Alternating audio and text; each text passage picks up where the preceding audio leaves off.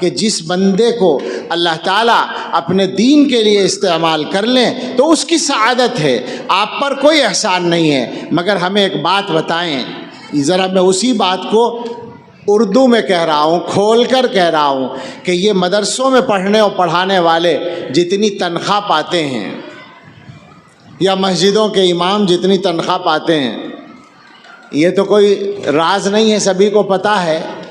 اور میں یہ بھی کہا کرتا ہوں، چھوٹا منہ بڑی بات کہہ سکتے ہیں آپ، لیکن کیا کروں، جب بہت سی باتیں نہ کہی جائیں تو کہنی پڑتی ہیں۔ میں یہ کہا کرتا ہوں کہ 10-15 ہزار روپے کو تنخواہ کہنا مکروہ ہے، مکروہ تحریمی۔